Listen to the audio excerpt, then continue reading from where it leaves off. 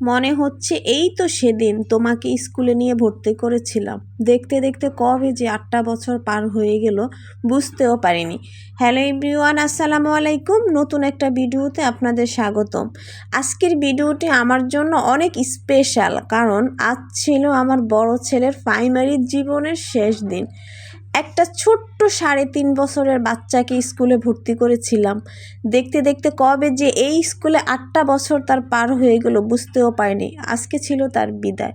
তাদের এই বিদায়ের মুহূর্তটা স্মরণীয় করে রাখার জন্য আমরা একটা ছোটোখাটো আয়োজন করেছিলাম গার্জিয়ানেরা।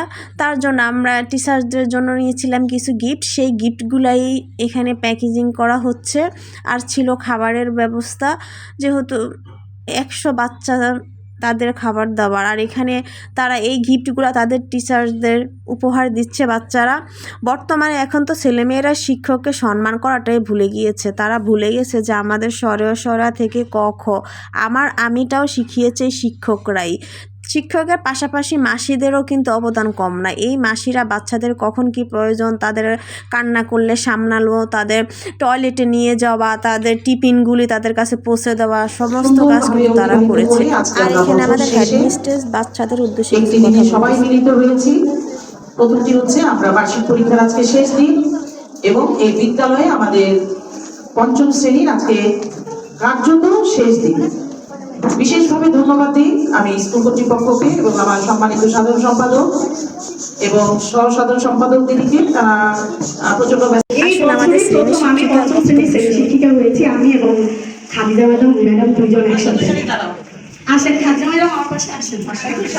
হ্যাঁ, তো যেহেতু আমরা এবার প্রথম, হ্যাঁ দুইজনই আমাদের প্রথম এবার, তো সেই হিসাবে আমাদের খুবই স্পেশাল। আমরা চেষ্টা করেছি খুব ভালোবেসে, যখন প্রয়োজন হয়েছে কিছু কঠোর হয়ে আমরা সবকিছু করতে। আর যেহেতু তোমরা আমাদের সন্তান তুল্য, আর যেহেতু প্রথম সবকিছু একটু স্পেশাল, একটু ভালো আমাদের সীমিত জ্ঞানে যতটুকু দেওয়া চেষ্টা করেছি। আমরা জানি না কতটুকু দিতে পেরেছি, তবে যতদিন তোমরা বড় হবে আস্তে আস্তে বুঝবে আসলে কোনোটাই আমরা কিন্তু বৃথা বলি নাই। তোমাদেরকে বোঝানোর জন্যই বলেছি তোমরা আমাদের শত্রু না, আমরাও মা, আমরাও আমাদের সন্তান তুল্য। আমাদের চোখে যে জিনিসটা একটু দৃষ্টিকটু লেগেছে সেটাই আমরা তোমাদেরকে ডাক দিয়েছি। আমাদের সিনিয়ররাও আমাদের পাশে ছিল, আমাদের অ্যাডমিনিস্ট্রেটর ছিল। আর এখন বাচ্চারা তাদের অনুভূতিগুলো প্রকাশ করতেছে। এবং আমি সকল ম্যাডামদের কাছে দুঃখিত যাচ্ছি যে আমরা এতদিন আপনাদেরকে দুঃখ দিয়েছি। আমি আন্তরিকভাবে ক্ষমা প্রার্থী। যাই হোক, বিদায়ের মুহূর্তে আমি আর বেশি কিছু বলতে চাই না। এই প্রতিষ্ঠানের শিক্ষক শিক্ষার্থীদের উজ্জ্বল ভবিষ্যতের দীর্ঘায়ু কামনা করে আমি আমার বক্তব্য শেষ করছি। ধন্যবাদ। এবার আমাদের স্কুলের সাধারণ সম্পাদিকা বাচ্চাদের উদ্দেশ্যে কিছু কথা বলতেছে। তুমি বলেছো খুব আনন্দ পেয়েছো, তাই না? যে আজকে আমরা একই ড্রেস পরে, অনেক ধন্যবাদ। আমাকে চেনো তোমরা? এসে একটা বকা দিয়েছিলাম, বকা দিয়ে আমি শিখাতে চেয়েছি। আজকে খুব ভালো লাগছে তোমাদের দেখতে পেয়ে। এবং এই যে নতুন একটা ড্রেস পরেছো, YWCA একটা কি বলে এটাকে, আইডি কার্ড ঝুলিয়েছো, স্কুল ড্রেস পরেছো, ইউনিফর্ম বলতে জুতা মোজা পরেছো, হয়তো দু একজন পরো। আসলে দীর্ঘ একটা লম্বা সময়ে বাচ্চারা তাদের অনেক বন্ধু পেয়েছে। আর হয়তো কখনো অনেকের সাথে দেখা হবে না। এইরকম ছোটোখাটো তাদের আনন্দ, অনুভূতি, খুনসুটি, ঝগড়া এইসব আর হবে না।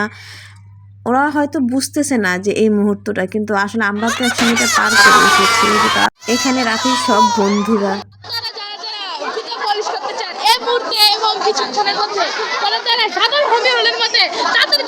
বাংলাদেশের একমাত্র নারী বুঝার কাছে